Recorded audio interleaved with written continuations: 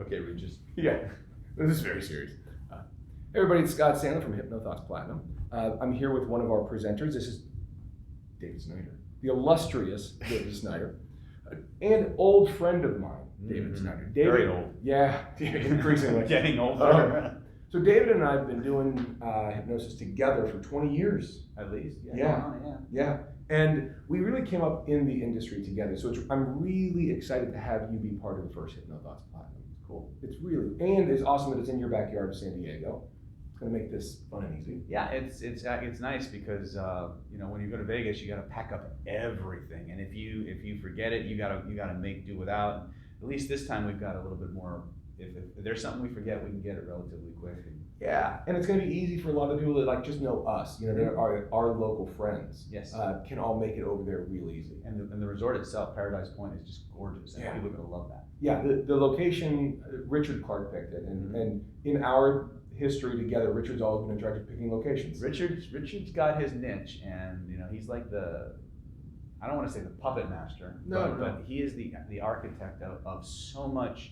We're kind of like the front people. Right. Richard's always the guy building the infrastructure and making sure everybody's where they're supposed to be, and that's where he shines. And has been for as long as we've all known each other. It's always been that way. Yeah. Ever since we all got together in that one student union in Long Beach. Yeah. And then the rest is history. Literally. Yeah. History. Yeah, it is now. So let's talk about that history. In the Sleepwalker stuff and all that, I got to watch and be part of the evolution of David Snyder, and you got to be part of the evolution of Scott Sandler. Absolutely. And it's been a ton of fun.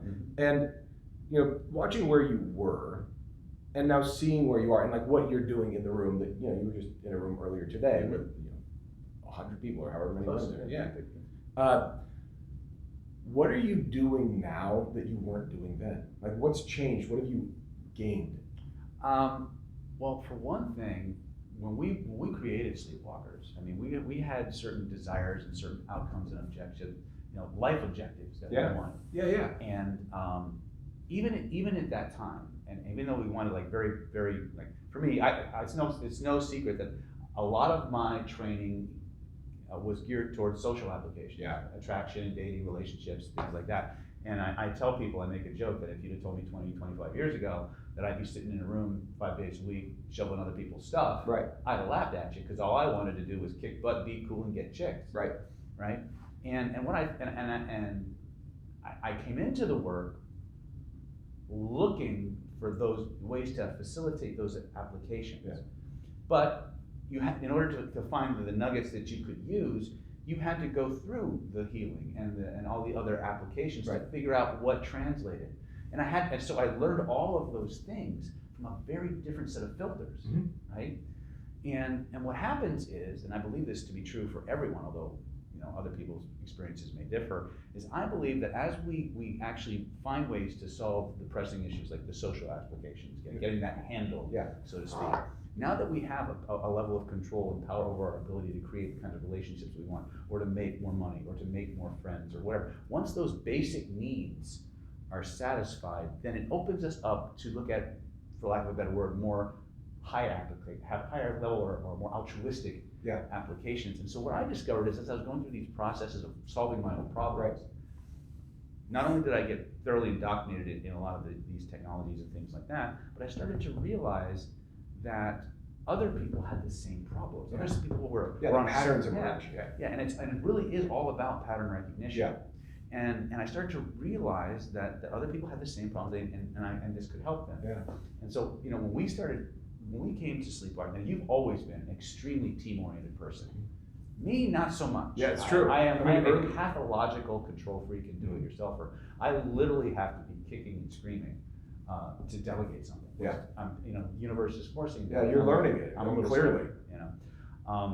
But when we came together, there was a chemistry. There was, and I think other people have tried to duplicate that. I think, and it's just never been there. We really lucked out on everyone naturally fitting a role, and it was great. And so pattern recognition, right? And I think that's something that you and I actually had in common really early. Right off the bat. Yeah, because like you said, you were more social application, and self-driven. Yes. And I was more team-driven Absolutely. and clinically In oriented. fact, you came in looking for a team. I did, yeah. And I was more clinically oriented, more social, but we had a passion for the work and a drive. And I mean, some of you know this, I mean, almost every week for years, at least once a week, we were training together until midnight. Mm-hmm. And I mean, that dedication that we had, and other people came. Yeah.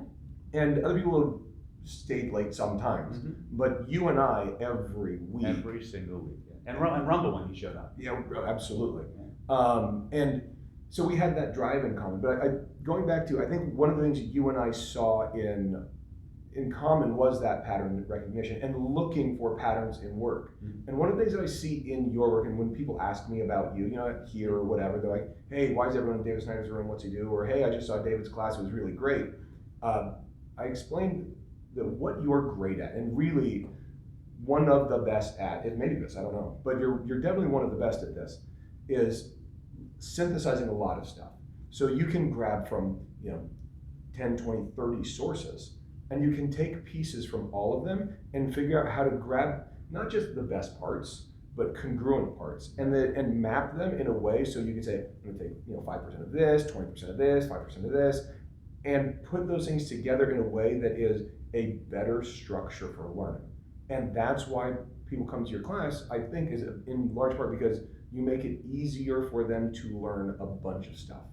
And so when we talk about that, and just that's a compliment that I want to share with you because I've never had a chance to say that to you before. I appreciate it. And I don't know if you do that on purpose.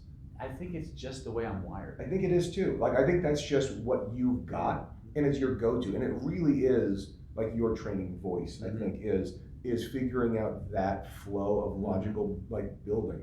And maybe that comes from martial arts. I don't know. Part of it does. Yeah. Part of it does, because I do the exact same thing in the martial arts. I believe that. And I train hypnosis, and I train influence, and I train persuasion like it's a martial art. Yeah, I know that. Drill after drill after drill. Minimum amount of didactic information, Right. because you can tell who's done the work by the kinds of questions that they ask. Absolutely. And one of the things we found is, and if more people just adopted this one thing, I think you would see a quantum leap in the aggregate skill set of the average hypnotist. Is that for every exercise you're shown, do it at least 3 times instead of once. The traditional training funnel is instructor explains, does a demo, you break up, you do it once as the subject, once as the operator, you're back to the next piece. Right. Maybe deconstruct and do a Q&A after the thing. Yeah. Maybe. Yeah. But when you do it, we have found neurologically, and this is David's hallucination, but it bears out at the skill level of the people. Sure. You don't actually own a technique until you've done it at least 3 times. Makes sense. Especially because the first time you're, that expression, you're all thumbs, right? Yeah. You're kind of getting You're it. sitting there with a book in one hand and Yeah, you're looking at your notes, but once you do it a couple times, okay, now I feel it. Okay, now I get it. That makes sense. And that commitment. There's 2 things that when you asked me about doing this interview, when you wanted to just focus on the inner game, the things we do. Yeah. Let me tell you the 2 big things that I think. Well, I'll start with the big one because I just open loop myself on the other one. That's all right. But the one thing that, in terms of inner game, that we brought to sleepwalkers, and I don't know if it was inherent in just from our life experience, it was karmic thing, whatever. But when we do our stuff, there is an inherent playfulness to what we do. Yeah. That a lot of people don't think of as being anything important. It's a huge piece. When you approach any of this work from that energy of play and having the best time, it's infectious. Yeah. And it makes you, the studies are here now, we didn't know this then, but the studies are there, when you're playful, you're 30% better at everything. Right. Including the people, your counterparts in negotiation are 30% actually more compliant to you. So this is serendipitous. There's a common thread in these interviews that I've been doing so far that is about serotonin and dopamine and being engaged as the practitioner, as the engineer of it, to have that enthusiasm, to have that excitement, to have just that energy exchange with the audience or the client one-on-one. Absolutely. And it's interesting to me that without intentionally pushing that, everyone I've interviewed so far has naturally gone back to that being a really important part of how they're succeeding in this work. Absolutely. And I think everybody that I've met at Hypnothons, especially, you know, the people that really pull, Yeah. they're all brilliant people. Sure. But I think the one of the characteristics about the people who really shine is that playful, passionate love of what they do. Yeah. They bring that out of people, Yeah. and they wrap this in these amazing knowledge bombs. Yeah. In this feeling of good, of just let's have fun. Right. Right? And I think other people who try to be, you know, all stoic and man, it's just the fast track to boredomsville. Yep, and I actually fell down that path for a short period of time. Mhm. You remember, like I remember. there was definitely times like, no, we have to be important. We have to be serious. Yeah. We have to be. And Michael Elner was really big on kicking that out of me, Uh-huh. and you know, telling me that seriosity is contagious, Absolutely. and it's debilitating Absolutely. to learning, to sustainability, to you got a burnout that just comes from that. Because I mean, we're working with clients with, you know, Heavy serious shit. stuff. Yeah. And so if you don't have that levity built into your work, Mhm. it's really hard to see 20, 30, 40 clients a I week. know what that's like. Yeah, I mean, as soon as you get past, I really think as soon as you get past 20, 25 clients a week, like that, there's a real tipping point right in there somewhere where the work can really get a lot harder. Yes. Because you don't have that decompression. Yeah. And so being able to do the work without needing decompression is an important part of big clinical work. Absolutely. Yeah. I think one of the things that, and it kind of sneaks up on you, Yeah, honestly. yeah. But one of the telltale things that it's time to step back is when you find yourself saying to yourself, oh shit, one more client. Right. More, if you find yourself doing that more than one, it's time to step back because now a pattern is emerging. Right. That you need to pay attention to. Yeah, I changed my practice, and Ken Guzzo, who's one of the other presenters at Hypnothon Platinum, really pushed me on this, and I'm really glad he did. Because I was doing 25 to 30 a week That's a with lot. 8 groups. Yeah. So I mean, and the groups would I sometimes remember have, when you were back to back, just groups every like Yeah. a couple hours you were Yeah. doing a group. and there was a moment where I had a client come in, and it's embarrassing, but I had a client come in, and I started doing my pre-talk and doing an intake, and she said, you know, this is my 3rd session. And I had this massive, like, I mean, obviously that's embarrassing. It's, you know, it's awful. Right. It's a huge failure professionally on my part, Right. of course.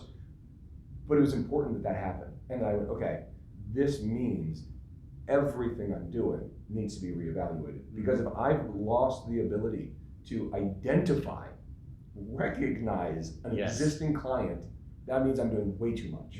Yeah, and they feel that. Yeah. It's like right out in the hall because, you know, so many people binge watch the videos Right. that happen. And that creates a virtual, an illusion of a relationship. Yeah, absolutely. Right? And so they walk up to you and they think, oh, dang, it's David, he's my friend.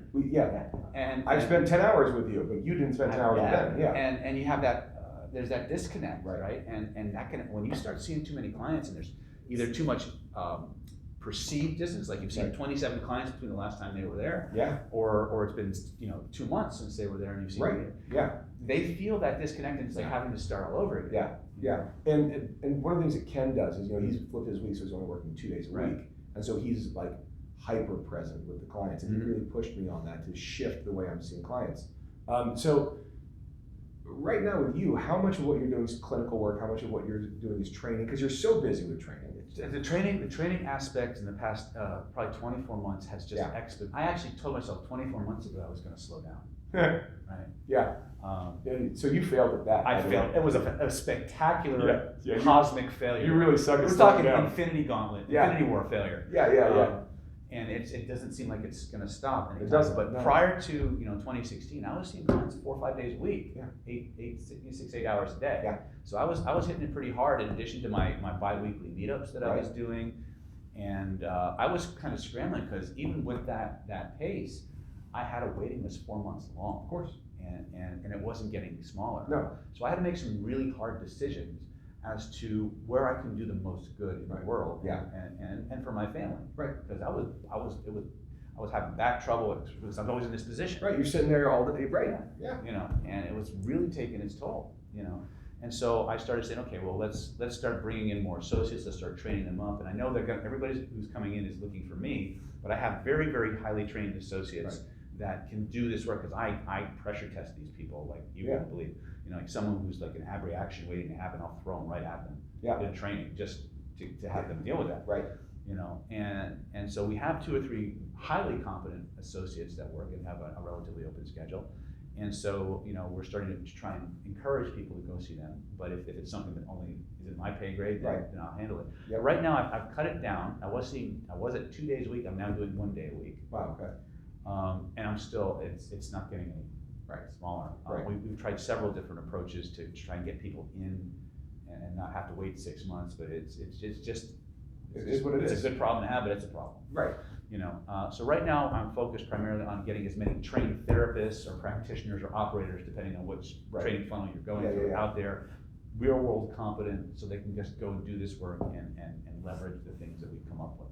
So bringing it back to Hypnothoughts Platinum, right? What are you talking about at Hypnothoughts Platinum that's different than what you're talking about here? Well, what I've discovered, and again, because I do martial arts, I'm finishing up my doctorate. Right. That was a big thing, by the way, with my schedule. Yeah. Prior to the year I started my doctorate program, just as an aside, I really didn't have a lot of sympathy for people who work and go back. Now I completely get it, because my life has been like, there's always something hanging over your head. But the doctorate is going to be done in hopefully the end of September, October, August, and my life will be my own again. Because of the acupuncture, because of the kinds of martial arts that I do, which is all energy based, and especially the Russian martial arts that I do now, which is a lot of how the mind and body, it's like combat yoga. It's Russian Sistema. If there were a perfect martial art for a hypnotist, it would be Russian Sistema. Because they have more ways to tap into and play with the human perceptions and stuff. That's interesting. It's crazy. So a lot of the martial arts that I do leaks into my hypnosis, vice versa. Yeah. So what I've discovered over many years, and I always suspected this, was that we always talked about this concept of energy and hypnosis. Mesmer. We all know Mesmer. Sure. And what's happened over the past few decades is a lot of energy psychology disciplines have emerged, like EFT, TFT. One of the newer ones it's been around for a while. HMR, which I think is probably one of the premier energy hypnosis modalities. Yeah. So what I've discovered is, when I've come to the conclusion is from doing all these things, that there is no such thing as hypnosis and energy work. Okay. Hypnosis is energy work. Because what we found is there's a suggestive component in everything that we do, of course, but when you add the energetic component back in, the energetic or vibrational understanding and the holographic nature of the human nervous system, you get an amplification and an acceleration of the effects. Same suggestion gives you a much higher degree of result. And so what we've been doing over the past couple of years is just integrating this energetic idea, the holographic concept of the nervous system and how it works. And Chinese medicine has had this concept That's for centuries. Yeah. They just didn't have any more of an eloquent model to describe it than an ecosystem. Okay. They didn't have uploads and downloads and helicopters that can go up and do this. And so their stuff is good, but it's slow. Right? And so when we've integrated hypnosis into the energetics, we get a whole that's greater than the sum of the parts, to the point where like a 10-minute or 5-minute intervention can stop a tumor dead in its tracks. Wow. And we've seen that. Wow. 47-year cases of scoliosis that have not responded to medication or body work or acupuncture. They're on the videos on YouTube. 5 minutes, you spin it, she wriggles like a fish, and all of a sudden it goes away and it never comes back. So there's these quantum or these very profound physiological effects that we're generating when we integrate this holographic understanding of the nervous system, energy as a medium of information transfer, and directed suggestion that is empowered by these vibrational constructs. And so you get a whole, like you said, a synergy, bits and pieces. Yeah. You get a whole that's greater than the sum of the parts, because the human nervous system is designed to work around this concept of synergy, of all the different divisions coming together. But our scientific method is reductionist.